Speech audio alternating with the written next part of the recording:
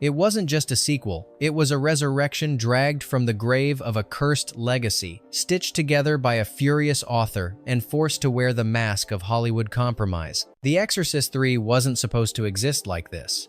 It wasn't meant to echo the spinning heads and pea soup of the original. It was crafted as something colder, quieter, and far more psychologically disturbing. Written and directed by William Peter Blatty, the very man who had summoned the original demon in book form, this chapter of terror was personal and it was angry. But what happens when a writer tries to reclaim his monster only to be sabotaged by the very studio that made it famous? What do you do with a performance so chilling it had to be buried for decades? And why did people on set whisper about things moving on their own? This is not a film for comfort. It's for those who want to know what happens when art fights commerce, when faith bleeds into obsession, and when a horror movie becomes a battleground of the soul. These are 20 weird facts you didn't know about The Exorcist III. Fact Hasson, the film that wasn't supposed to be called The Exorcist. William Peter Blatty never intended to name it The Exorcist III. His original screenplay and novel was titled Legion, a cold-blooded philosophical horror about guilt, evil, and metaphysical decay. It had no spinning heads, no demonic possession, and certainly no exorcism. Blatty envisioned it as a slow-burn meditation on the nature of evil, not a traditional horror sequel. But the studio had other plans. They believed the only way to market the film was to link it to the infamous Exorcist brand. So, without Blatty's full approval, Legion was renamed The Exorcist III, a branding decision that immediately changed audience expectations and doomed the film to unfair comparisons. To make matters worse, after principal photography was completed, the studio demanded reshoots to add a final exorcism sequence, despite the fact that no exorcist existed in the original story. The director was furious, calling the added scenes grotesquely unnecessary, but the studio won. This is the film that had its soul repossessed not by demons, but by executive producers. Was this a betrayal of artistic vision or a necessary evil to keep the franchise alive? Fact #2. Brad Dourif's performance was so disturbing, it had to be hidden. When Brad Dourif stepped into the role of the Gemini killer, something unholy happened. His performance was electric, calculated, unhinged, and delivered with icy precision. His monologues were so intense, some crew members reportedly left the set feeling physically ill. There was no makeup, no effects, just a man sitting in a cell, talking. And yet, it was terrifying. Originally, Dourif was the sole face of the Gemini killer, but when the studio forced the exorcism subplot into the film, they also demanded the return of Jason Miller, the original Father Karras. This led to a bizarre compromise. Both actors would play the same character, switching faces mid-scene, sometimes within the same sentence. This disjointed editing confused viewers and robbed Dourif of what could have been a career-defining showcase. For years, fans speculated about a pure version of the film, one where Dourif's full performance was intact. That version finally surfaced in the 2016 director's cut, and it confirmed what horror fans had long suspected. Brad Dourif wasn't just acting, he was channeling something else. Was this the scariest performance of the 90 seconds, or something more? Fact #3. The hospital scene that haunts people decades later. Ask any horror fan about The Exorcist III, and one moment always comes up: the hospital hallway scene. No music, no warning, just a long static take of a nurse walking her rounds. It's quiet, mundane, almost boring. Then, in a split second, a white-shrouded figure lunges out behind her with surgical shears raised high, accompanied by a shrieking stinger. It's one of the most shocking jump scares in film history, precisely because it weaponizes silence. There's no build-up, no manipulation, just brutal, surgical terror. What most people don't know is how that scene was shot. It took 8 takes, and each one was choreographed like a ballet. Timing the scare with the camera pan, the nurse's walk, and the music cue, all without losing tension, was a nightmare for the crew. But the result?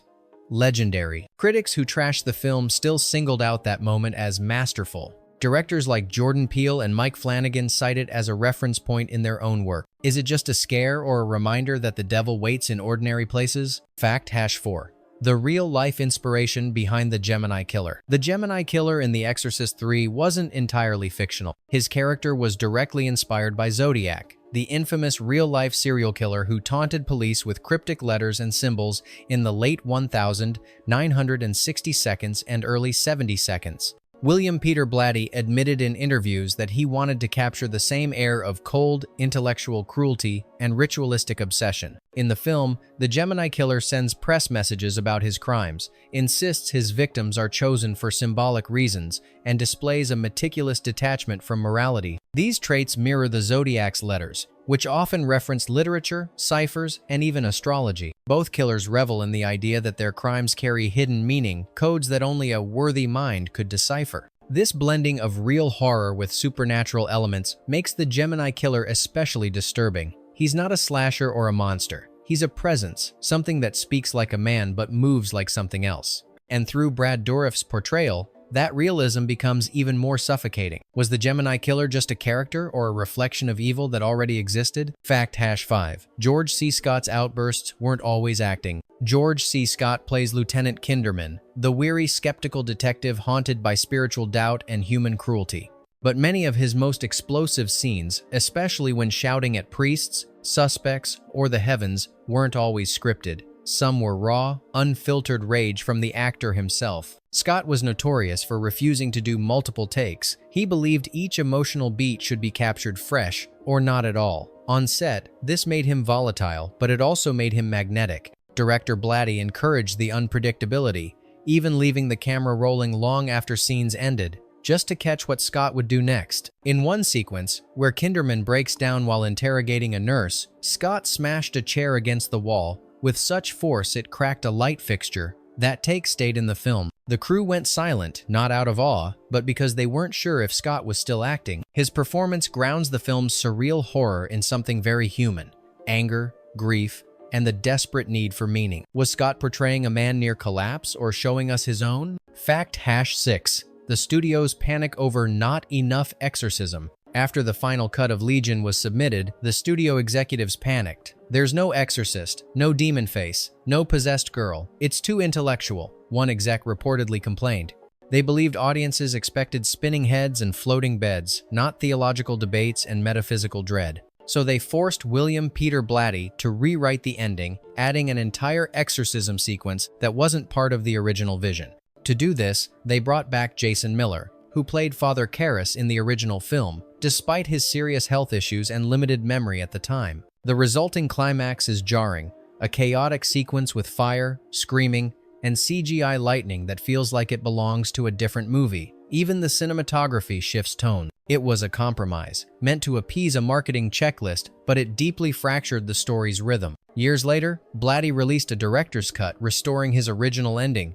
It had no flames, no theatrics, just a whispered choice between damnation and grace. Was the original ending too smart for horror, or did the studio underestimate their audience? Fact #7. A death on set that cast a long shadow. During the production of The Exorcist III, tragedy struck. A crew member, the carpenter foreman, died suddenly of a heart attack during a night shoot. While any death is tragic, this one shook the crew in a way that felt uncanny. Why? Because the scene they were filming that night involved a character speaking directly to the dead. It was one of Brad Dourif's Gemini killer monologues full of lines about spirits, the afterlife, and bodies being mere vessels. The timing was impossible to ignore. Word spread quickly among the crew, and some even requested to be reassigned off night shoots. Electrical malfunctions spiked during the following week. A dolly camera crashed without cause. Lights flickered with no surge. One assistant reportedly refused to return to the hospital set at all. Blatty, though visibly shaken, never spoke about the death in interviews. He simply said, "We were dealing with something heavy. Was it a coincidence, or did something not want the story told?" Fact #8. The sound design was engineered to disturb your subconscious. The Exorcist III doesn't just frighten with images, it invades your nerves through sound. Blatty collaborated with sound designer Dino De Muro to craft an audio landscape that weaponized silence, distortion, and barely audible whispers. Some sequences contain subsonic frequencies, tones too low to be consciously heard but felt in the gut. These frequencies are associated with unease, nausea, and dread. One scene includes a faint heartbeat looped beneath the dialogue, timed to spike just before a scare. Another uses reversed Latin prayers played softly behind the Gemini killer's voice. There's also a particular recurring sound resembling rusted metal scraping across wet stone that appears in moments of existential despair. It's not from any stock library. It was custom built from recordings of animal bones being dragged across concrete. then slowed down. Blatty believed horror should bypass logic and hit something beneath the skin. This soundscape wasn't meant to be noticed.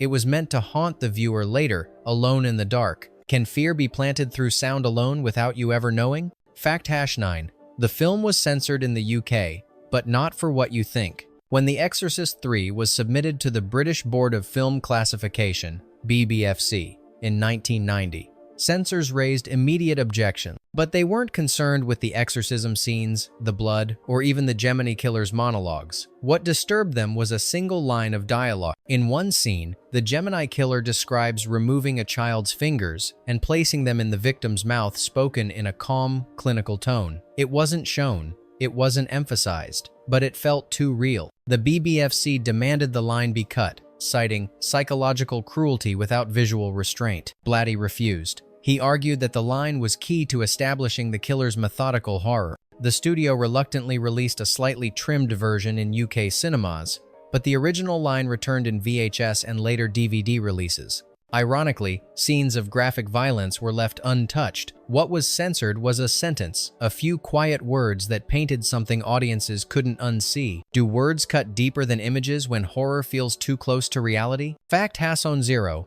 The opening dream sequence was inspired by a real vision. The surreal dream sequence near the beginning of The Exorcist III, set in a heavenly train station filled with whispering souls, angel statues, and severed heads playing poker, feels like abstract horror at its most poetic. But according to Blatty, it was inspired by a vision he experienced during a deep fever. In an interview from 1993, Blatty recalled being bedridden with pneumonia when he had what he described as a lucid, waking dream about a place between life and death. He saw familiar faces speaking in riddles, strangers smiling with bloody mouths, and a sense that time had stopped but consciousness remained. He wrote the entire scene the next morning. The imagery was never meant to be literal. It was a metaphor for limbo, guilt, and spiritual paralysis. Still, the studio nearly cut it for being too weird. Blatty insisted it stay, calling it the soul of the film. Eagle-eyed viewers might even notice Samuel L. Jackson in a brief cameo voicing a man with no mouth in the dream. Was it just a fever dream or something Blatty was meant to see? Fact #9. The priest's death scene was inspired by medieval martyrdom. Father Canavan's death in the confessional, his body discovered with his head twisted grotesquely and his mouth sewn shut, is one of the film's most disturbing moments. But the visual wasn't random. It was based on real accounts of medieval martyrdom. Blatty consulted religious art and writings from the 14th century, focusing on punishments for priests accused of heresy. In one woodcut, a figure is shown with his lips sewn closed to silence blasphemy. Another depicts the condemned posed with their head turned backwards as a symbol of spiritual blindness. These references weren't just for shock. Blatty believed that evil in The Exorcist III doesn't kill randomly, it punishes symbolically. The killer chooses methods that mock religious devotion,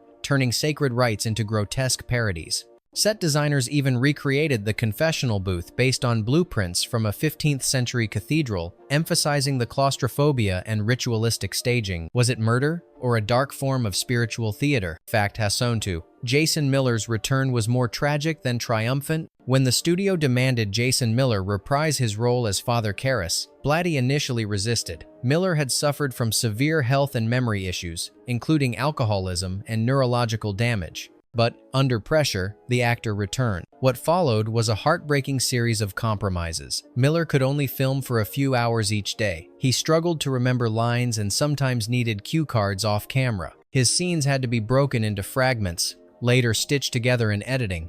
In some shots, his eyes are clearly unfocused, his voice dubbed over by others. Yet somehow, his presence works. His physical deterioration adds a spectral, broken quality to the character. A man caught between two worlds, barely holding on. What was once a clean, heroic figure is now a ghost, both narratively and in real life. Blatty later admitted he regretted bringing Miller back under those circumstances, but also believed that his pain became the character. Did Jason Miller return to finish a story or to be buried inside it? Fact #3. The film premiered in a theater that was cursed. The Exorcist III premiered in 1990 at the National Theater in Washington, D.C., a location chosen not just for its prestige, but for its connection to the original Exorcist. Blatty had personal ties to the city, and the production team thought it fitting to bring the horror home. But what followed after the premiere was unsettling. Within hours of the screening, 2 audience members reportedly collapsed during the exorcism scene, one requiring medical attention. A power outage hit the theater's surrounding block the next evening during the second showing, and multiple attendees described vivid nightmares for nights afterward. Of course, this could all be chalked up to suggestion. But what makes it stranger is that the same theater had also hosted early screenings of The Exorcist in 1973, and similar reports of fainting and illness were documented back then too. The coincidence wasn't lost on the press. Local headlines ran with titles like, "DC Theater Haunted by Horror Again?" Blatty refused to comment, but one crew member joked, "I'll never step foot in that place after dark." Was it just atmosphere and marketing, or did the theater amplify something darker? Fact Hasson 4. The iconic corridor scene had a secret second ending. The now legendary corridor jump scare wasn't just one scare, it was originally 2. Blatty had shot an alternate version where, after the nurse walks away and the figure in white attacks, a second figure appears from the other side of the frame moments later, accompanied by total silence. No sting, no scream, just a cut to black. Test audiences, however, were too rattled. They didn't scream, they froze. One viewer reportedly had a panic reaction and refused to re-enter the screening room. The studio ordered the second scare removed, fearing it broke the audience. The footage was never released. To this day, that second scare lives only in crew anecdotes and a single production storyboard, which shows 2 cloaked figures closing in on the nurse from opposite directions. Is it scarier to be surprised once or to never know when it ends? Fact Hasson 5. The director's cut was rescued from a VHS tape in a closet. For decades, fans begged for the original Legion cut Blatty's true vision before the studio-mandated exorcism reshoots. But there was a problem.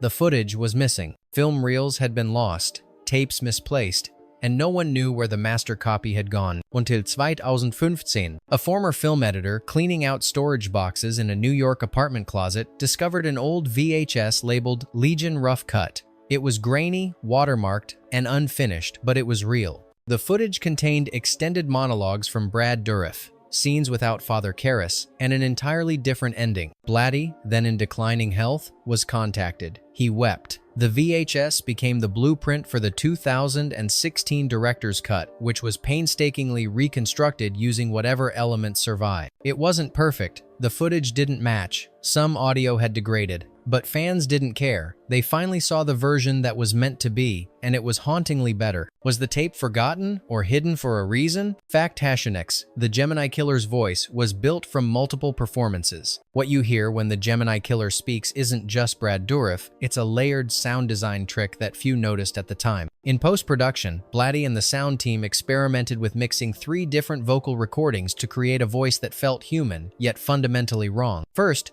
Dourif's original voice was slowed slightly, making it more deliberate and menacing. Then, in certain lines, faint whispers were added underneath, sometimes pitched up, sometimes reversed. Finally, in moments of intensity, the team blended in a recording of Jason Miller's voice, distorted just enough to make it ambiguous. The result? A voice that shifts mid-sentence, one that seems to come from 2 people at once, yet never breaks tone. Audiences couldn't articulate it, but they felt it. Something was off. This technique was meant to reinforce the spiritual conflict within Karras's body, a soul divided, a mind hijacked. It wasn't a gimmick, it was a sonic representation of possession. Can horror speak with 2 tongues and still whisper the same evil? Fact Hasson 7.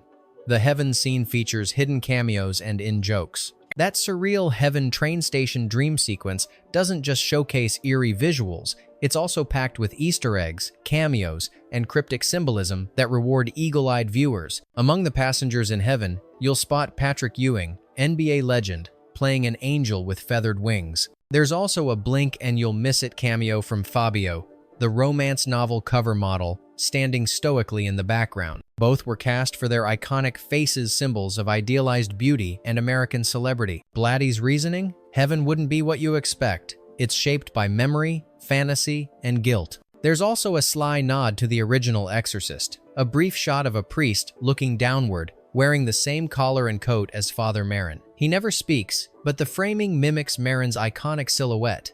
And then there's the poker table, where severed heads casually gamble. Blatty once joked, "That's my commentary on Hollywood negotiations. Is heaven peaceful or just another waiting room for the damned?" Fact Hasson 8.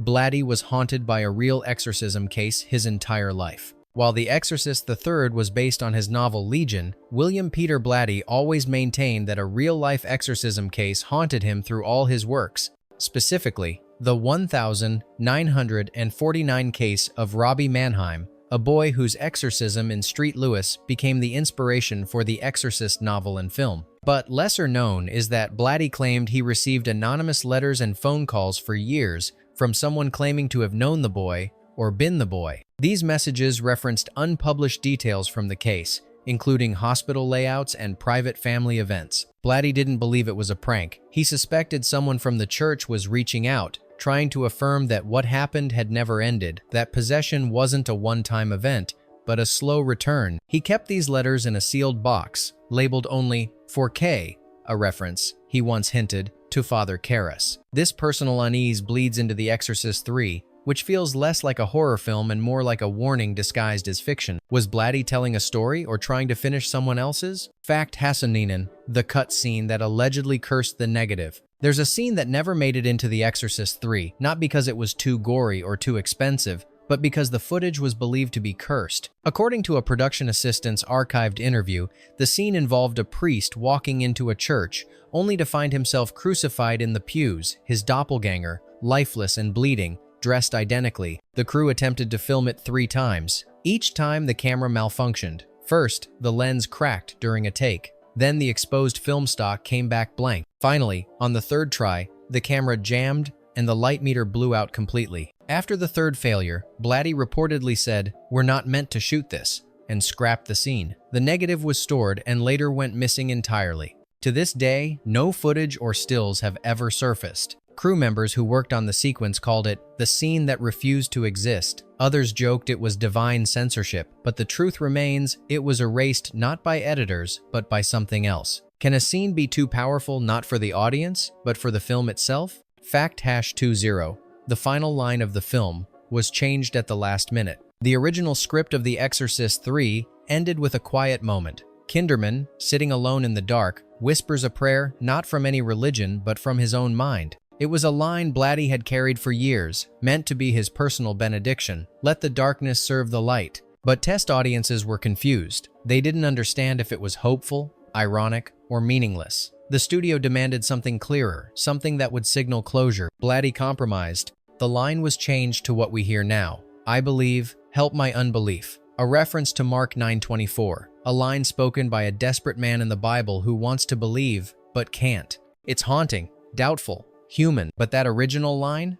It still appears hidden in Latin, carved into the confessional booth set above the archway. Blatty never spoke of it again. But for those who noticed, it was clear. The film ends twice, once for the audience and once for the man who created it. Which ending do you believe in, the one you heard or the one that was buried? Bonus fact, The Exorcist III was once considered lost cinema. Before it became a cult classic, The Exorcist III was nearly erased from film history, not physically, but culturally. When it was released in 1990, critics dismissed it, audiences were confused, and horror fans, expecting spinning heads and pea soup, walked away disappointed. For over a decade, the film vanished from public conversation, overshadowed by its legendary predecessor and mocked for its studio-mandated exorcism scene.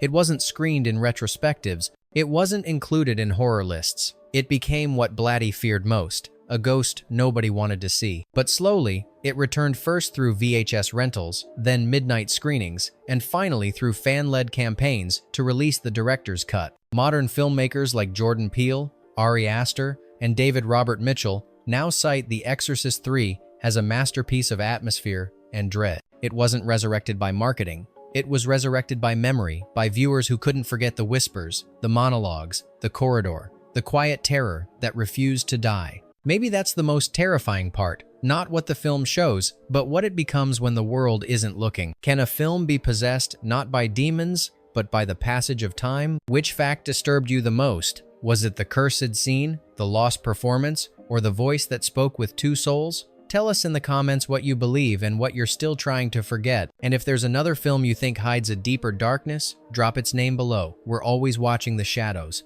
Like, subscribe, and share if you want more untold truths buried behind the films you thought you knew.